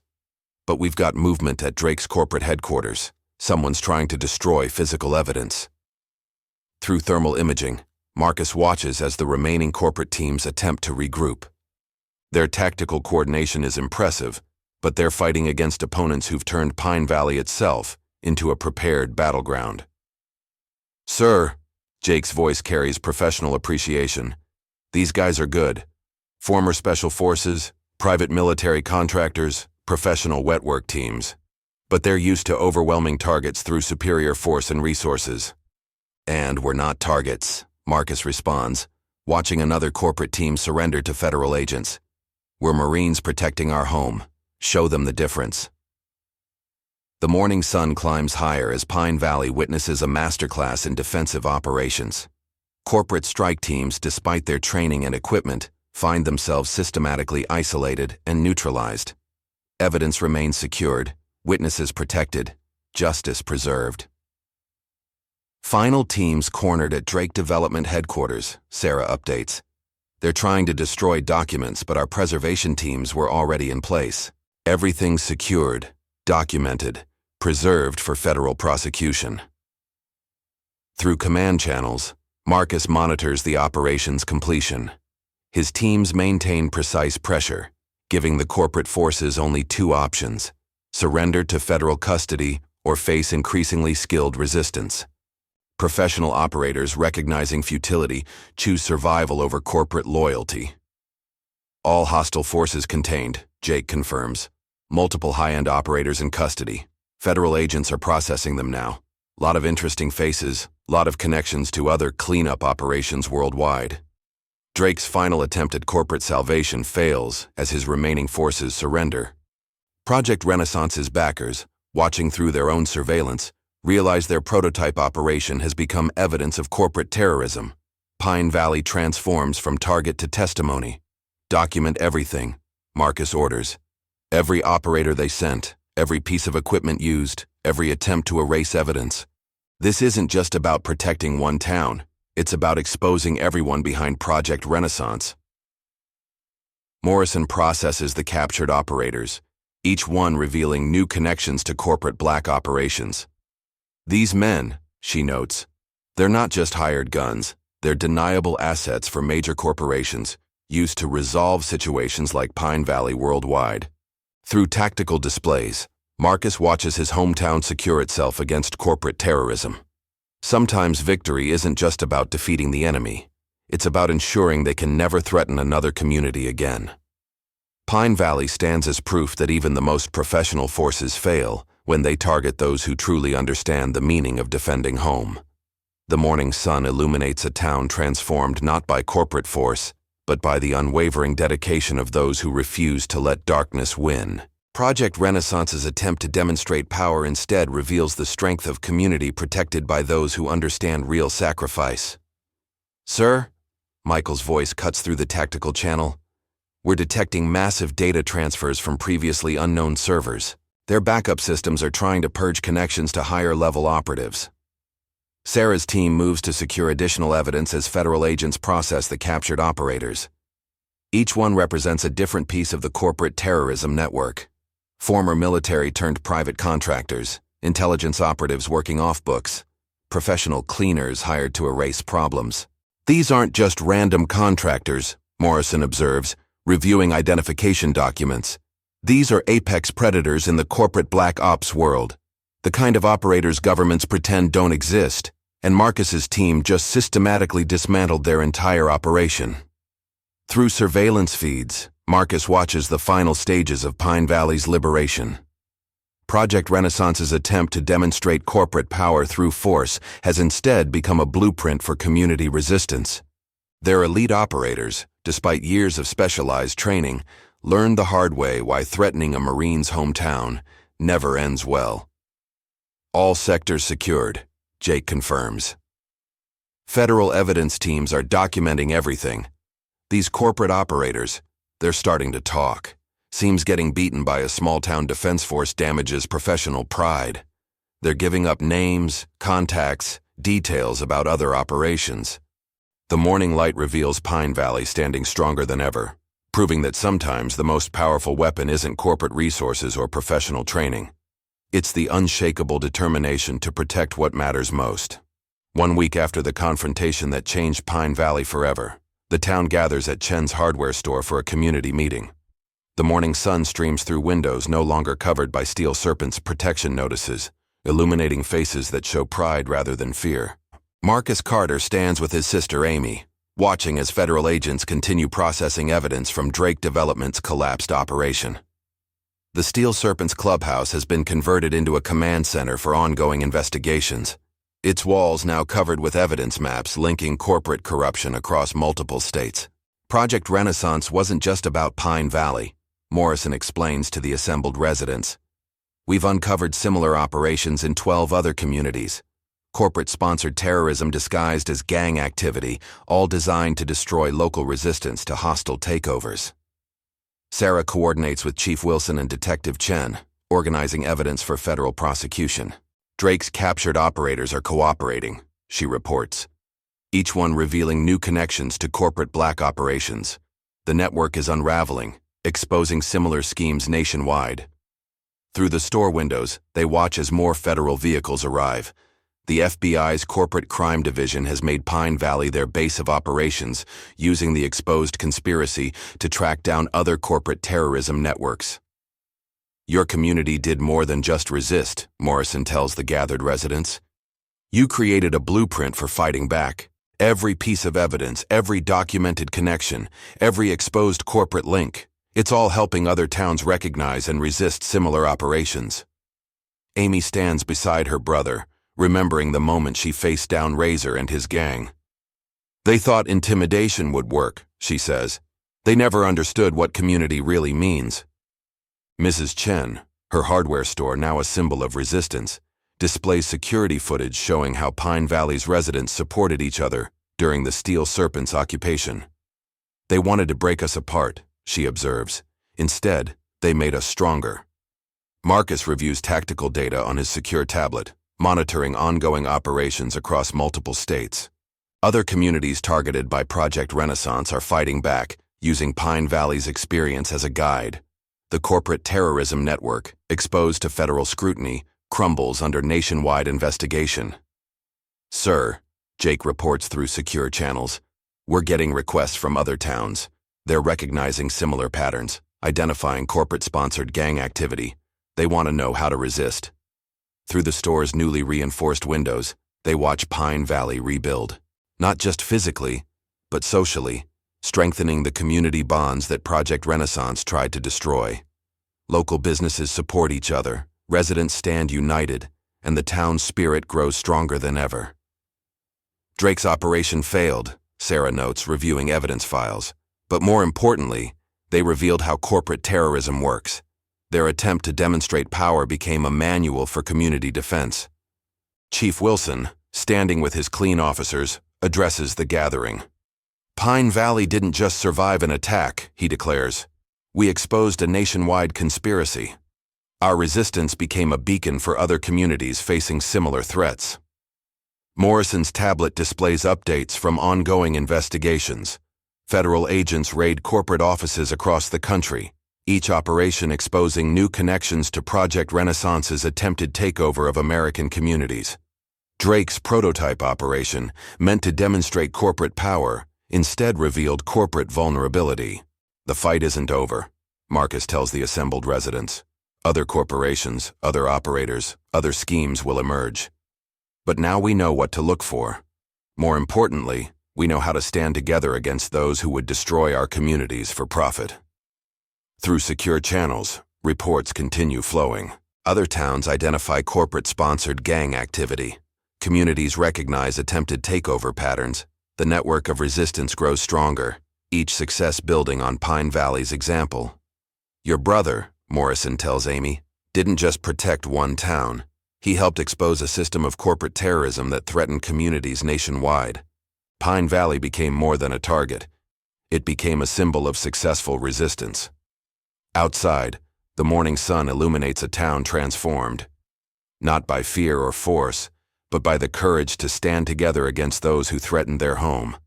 The Steel Serpent's attempt to demonstrate power instead revealed the true strength of community bonds.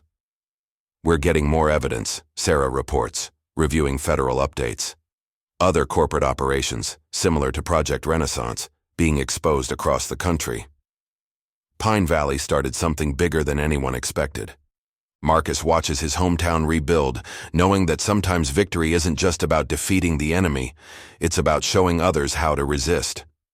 Pine Valley stands as proof that even the most sophisticated corporate terrorism fails when communities stand united. They thought they could break us, Amy tells the gathered residents. They never understood that some things are worth fighting for. Some communities refuse to be conquered.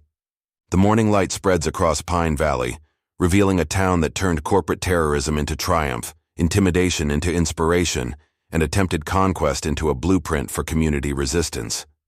Sometimes the greatest victories aren't just about surviving. They're about showing others how to stand strong against those who would destroy what matters most. Through his tactical display, Marcus monitors nationwide operations against corporate terrorism networks. Pine Valley's resistance sparked a movement, turning one community's courage into a nationwide awakening. The battle for America's small towns continues, but now communities know they're not fighting alone. The sun rises higher over Pine Valley, illuminating a town that proved sometimes the strongest defense against corporate terrorism isn't force or resources. It's the unbreakable bonds of community, protected by those who understand the true meaning of service and sacrifice. Up next, you've got two more standout stories right on your screen. If this one hit the mark, you won't want to pass these up. Just click and check them out. And don't forget to subscribe and turn on the notification bell so you don't miss any upload from us.